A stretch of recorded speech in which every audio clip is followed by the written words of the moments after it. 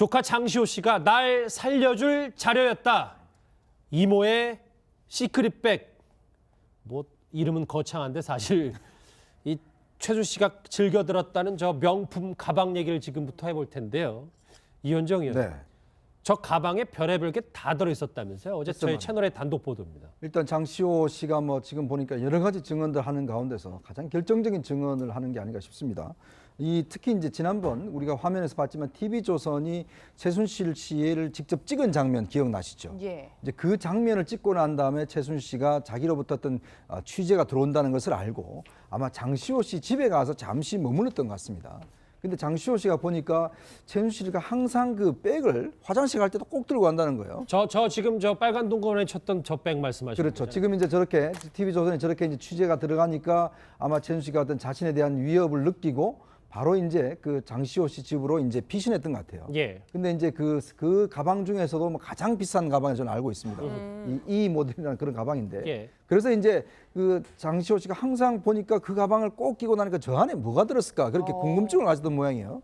근데 잠시 이제 그 가방을 놔두고 외출한 사이에 그 가방을 뒤졌는데 거기에 가 보니까 우리가 이야기하는 대포폰 그게 있었다는 것이죠. 근데 그걸 이제 눌러 보니까 거기에 딱 3명의 전화번호가 있었다는 겁니다. 예. 그 한 명이 윤전추, 그다음에 이제 그게 이제 그 청와대에 있는 그다음에 이모라는 이름에 있는 바로 대통령. 그다음에 이모가 앉아 있는 대통령이었던 안봉근. 이 3명 전화번호는 딱 있었다는 것이죠. 그러니까 이 이모라는 사람이 바로 박근혜 대통령이었다는 겁니다. 예. 그런데 참 희한한 게 박 변호사님, 네. 장시호 씨도 그 자신의 이모의 가방을 뒤진다? 이건 사실 상식적으로는 맞지 않는데 그렇죠. 본인의 어떤 출구 전략을 미리 마련했다 이렇게 볼 수 있을까요? 결국 지금 봤을 때는 장시호는 본인이 지금 할 만큼 하고 있는데 특검에서는 그만큼 성과가 있기 때문에 장시호가 사실 수사 성과를 내는데 큰 역할을 하는 거거든요.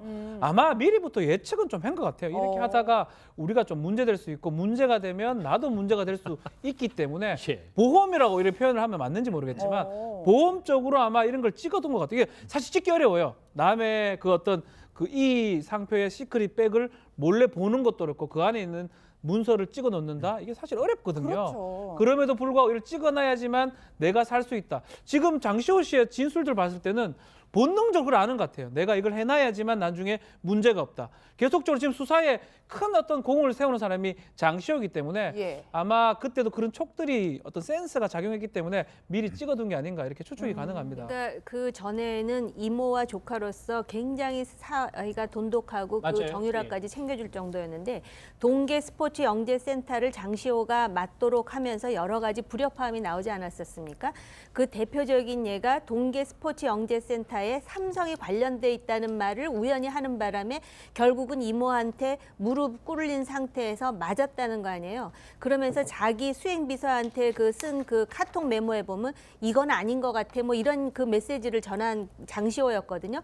그러다 보니까 이모가 이제 자기 집에 와서 백을 놔둔 상황에서 뭔가 이게 지금 잘못되어 가고 있다라는 걸 본능적으로 직감해갖고 저걸 찍어놓고 지금 이걸 지금 줄줄이 다 부는데 장시호 같은 경우는 조금만 더 이렇게 밀어붙이면 정말 중요한 얘기, 그동안 40년 동안에 자기가 보고 들은 얘기들 상당히 털어놓을 가능성이 있는, 그래서 특검으로부터 매우 지금 그 귀여움을 받는 그 뭐라 그럴까 귀여움은 굉장히 좀 그렇고 좀 그 호감을 갖고 있는 도우미 증인들 역할을 중에 톡톡히 하는 거죠. 뭐 그렇다 그럽니다. 그러니까는 그 사실 최 씨 가족의 입장에서 보면 참 황당한 상황인데 예. 오히려 내부의 어떤 적처럼 장시호에 의해서 지금 모든 비밀의 문이 열려갖고 판도라의 상자가 아주 활짝 열리는 순간이 아닌가 싶습니다. 윤 원장님 아무리 그렇지 뭐가지 잘못 돌아간다고 하더라도 보험 들어라고 그 이모 백 미리 열어서 이거 나중에 한다는 장시호 씨도 참 대단한 것 같네요. 아니 그렇죠. 그러니까 장시호 씨도 이모 심부름을 하면서도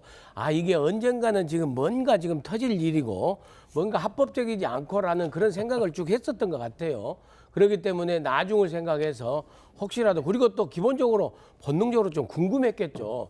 도대체 이모는 화장실까지 저 가방을 들고 가지고 그러시는데 하면서 혹시 하면서 이제 하는 생각에서, 근데 제가 좀 그 의아해한 것은 그 어떤 그 인사 자료, 민정수석실에서 뭐 왔다 온 것으로 알려진 그 인사 자료를 장시호 씨가 자기 카메라로 찍어놨다. 이 부분은 장시호 씨다운 어떤 앞으로를 좀 준비해 놓은 어떤 게 아닌가. 근데 그게 사실 장시호 씨가 의도했든 의도하지 않았든 간에 지금에 봐서는 바로 장시호 씨를 살려주는, 그리고 아들과 좀 빨리 이렇게 가깝게 만날 수 있는 그런 지금 그 어떤 자료가 됐다고 할까요? 그렇게 되지 않나 이렇게 해석이 됩니다. 예, 이현정 의원님 네. 그런데 참 공교롭다고 해야 될까요? 그 고영태 씨나 노승일 씨도 이만큼의 자료를 확보해서 가지고 있었고 장시호 씨도 저렇게 다 확보하고 있었고 주변인들의 공통점, 왜 이런 공통점이 발생하는 걸까요? 이게 원래 이제 범죄를 좀 저지르는 사람들을 보면 항상 이제 생각하는 게 뭐냐면 어떻게 하면 내가 빠져나갈 수 있을까를 생각을 해요. 왜냐하면 그것 자체가 뭔가 깨름직하다라고 한다라면 증거를 축적해 놓는 것이죠. 왜냐, 어떤 비상적인 상황에 일단 되면, 왜냐하면 지금 모든 관련자들이 보면 다들 이게 불법인 줄 알면서도 쉬쉬하고 비밀이야 뭐 이런 식으로 했지 않습니까? 뭐 미르와 K스포츠 재단 만들 때도 청와대도 보면 야 비밀이야, 비밀리에 해야 돼, 다들 그런 식이었거든요. 자, 그러면 상식적으로 이거는 뭔가 비밀리에 되고 나중에 이게 문제가 될 수가 있다. 그러면 자기가 살궁리를 합니다. 자, 그게 어떻게 하냐면 이제 뭔가 증거를 확보하는 거죠. 나는 상관없다. 그리고 혹시나 내가 만약에 검찰에 갔을 때 내가 검찰과 뭔가 교환할 수 있는 교환물을 마련하게 됩니다. 그러니까 이 인물들이 보면 대부분 다 그런 걸 마련해요. 그러니까 장시호도 마찬가지고 노승일 부장, 고영태 등등 보면 다들 자기 살 국리는 다 아는 거죠. 그러다 보니까 결국은 최순실도 마찬가지고, 그러니까 서로가 만날 때는 그냥 웃고 만나지만 뒤로는 서로에 대해서 계속 감시를 하고 증거를 수집하고. 근데 지금 이번 사건을 보면 정말 전체적으로 보면 모든 사람들이 그렇게 돼 있는데 문제는 그런 거 안 한 이대 교수들만 전부 다 구속이 된 그런 상황이 됐죠. 뭐 장시호 씨가 이제 차명폰, 최순실 씨의 차명폰에서 뭐 이모라는 호칭도 발견하고 이 모든 게 다 시크릿백 비밀 가방에서 이루어진 건데, 차명폰 얘기를 좀 해보면 최순실 씨가 매년 단골 휴대전화 매장에서 수십 대 차명폰 개통했었잖아요. 그 목소리 저희 채널에 단독 보도 한번 더 들어보시죠.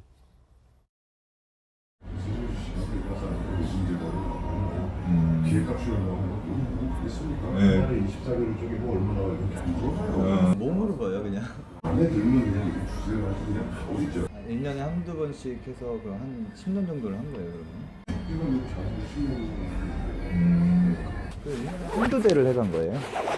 그렇게 해가지고 이제 지금 대부분 행동이 딱 거의 지금 이러고 가는 거예요. 아. 생각하는 것처럼 어디서 이상한 부적자 네. 비서가 다 관리해서 요건 다 2년 약정에 다 내고 가. 아까 저 지금 뭐 차명폰을 팔았다는 이제 관계자 목소리도 들어봤는데, 아까 정홍 의원님 그 시크릿백 안에 뭐 여러 가지 문서들이 있었는데 아까 잠깐 눈치채신 분도 있었지만 이철성 경찰청장 비롯한 뭐 사정기관 인사 파일 뭐 이런 것도 다 있었거든요. 그러면 최순실 씨가 저까지 다 개입을 했다 이렇게 봐야 돼요? 그 가방을 신주단지 모시듯 하는데 그 가방 안에 그게 들었다는 게 상당히 충격적입니다. 더군다나 우리가 이 자리에서 그 이철성 경찰청장의 그 청문회와 관련해서 참 수많은 얘기를 했거든요. 그랬죠. 경찰청장으로 그 임명되어야 될 사람이 음주운전에 걸리고 또 그거를 상당히 은폐하려고 하는 시도까지 해가지고서 과연 경찰청장으로서의 자격이 있느냐를 가지고 얘기했는데, 알고 봤더니 최순실 백에 인사 자료가 있고 적극적으로 추천해가지고 경찰청장으로 밀었다는 방증이 지금 나오고 있지 않습니까? 포스트잇까지 붙어가지고. 그러면은 과연 지금 중요한 그 권력기관이라고 하는 경찰청장에만 손을 댔겠는가? 고영태 전화 녹취록 보면 왜 그런 얘기 나오잖아요.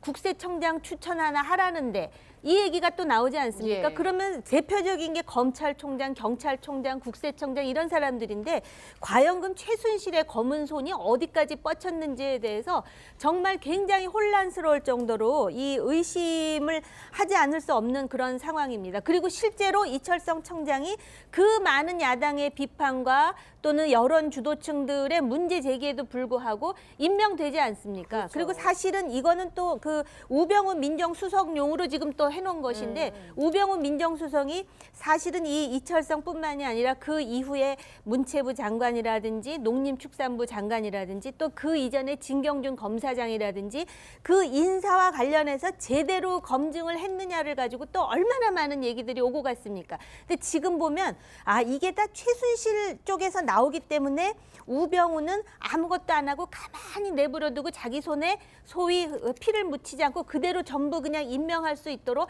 방치한 것이 아닌가. 이것도 일련의 직무유기가 아닌가 하는 합리적 의심마저 들게 만드는 대목입니다, 사실. 민 원장님, 저 이제 또 나올 거지만 이철성 경찰청장이 이제 뜻대로 잘 관철이 안 되니까 최순실 씨가 누구한테 전화해서 화냈다고 하는데 그럼 누구한테 전화해서 화를 냈을까요? 아 그게 바로 우리가 추정해 보면 이모한테 근데 화를 직접 냈다기보다는 좀 어떤 그 이모한테 보고할 수 있는 어떤 아주 가까운 사람에게 이제 화를 내고 이모한테는 화를까지야 냈겠습니까만은 하소연 정도는 했으리라고 봅니다. 어찌됐건 간에 그 최순실 씨가 이 갖고 있는 그 차명폰을 이용해서 수시로 국정농단의 인사에까지 이렇게 관여할 수 있다라는 것이 여실히 증명되는 거고요. 그다음에 또 저는 그 더 중요한 그 고영태 씨의 녹취파 이렇게 들어보면은 검사 인사까지 나오잖아요. 예. 그래서 이게 국세청뿐만이 아니라 고영태 씨가 그 정도로 얘기할 정도 되면은 최순실 씨도 분명히 고위 검찰 인사에도 누군가의 어떤 그 보고를 받고 부탁을 받고 관여했을 가능성이 굉장히 크다. 그래서 전방위적인 그 특히나 그 사정 권력기관에 있어서 그 최순실 씨의 인사는 상당히 있었던 걸로 그렇게 짐작이 갑니다. 예. 장시호 씨가 미리 들춰봤다는 이모 최순실 씨의 시크릿백 비밀 가방 얘기까지 해봤습니다. 저희 채널의 단독 보도였고요. 조카 장시호 씨가 날 살려줄 자료였다. 이모의 시크릿백. 뭐 이름은 거창한데 사실 이 최순 씨가 즐겨 들었다는 저 명품 가방 얘기를 지금부터 해볼 텐데요. 이현정 의원. 네. 저 가방에 별의별 게 다 들어있었다면서요. 어제 저희 채널의 단독 보도입니다. 일단 장시호 씨가 뭐 지금 보니까 여러 가지 증언들 하는 가운데서 가장 결정적인 증언을 하는 게 아닌가 싶습니다. 특히 이제 지난번 우리가 화면에서 봤지만 TV조선이 최순실 씨를 직접 찍은 장면 기억나시죠? 예. 이제 그 장면을 찍고 난 다음에 최순실 씨가 자기로부터 어떤 취재가 들어온다는 것을 알고 아마 장시호 씨 집에 가서 잠시 머물렀던 것 같아요. 굉장히 사이가 돈독하고 그 맞아요. 정유라까지 챙겨줄 정도였는데 동계 스포츠 영재센터를 장시호가 맡도록 하면서 여러 가지 불협화음이 나오지 않았었습니까? 그 대표적인 예가 동계 스포츠 영재센터에 삼성이 관련돼 있다는 말을 우연히 하는 바람에 결국은 이모한테 무릎 꿇린 상태에서 맞았다는 거 아니에요. 그러면서 자기 수행비서한테 쓴 그 카톡 메모에 보면 이건 아닌 것 같아 뭐 이런 그 메시지를 전한 장시호였거든요.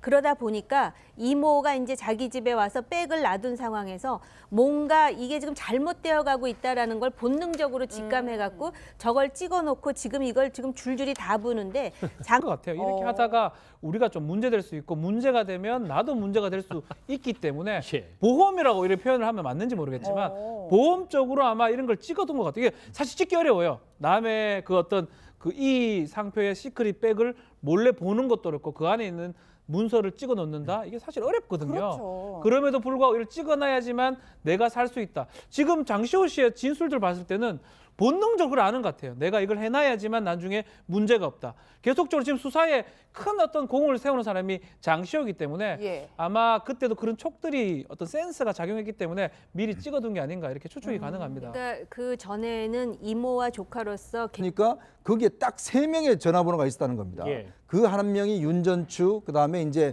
그게 이제 그 청와대에 있는 그다음에 이모라는 이름에 있는 바로 대통령. 그다음에 이모가 앉아 있는 대통령이었던 안봉근. 이 3명 전화번호가 딱 있었다는 것이죠. 그러니까 이 이모라는 사람이 바로 박근혜 대통령이었다는 겁니다.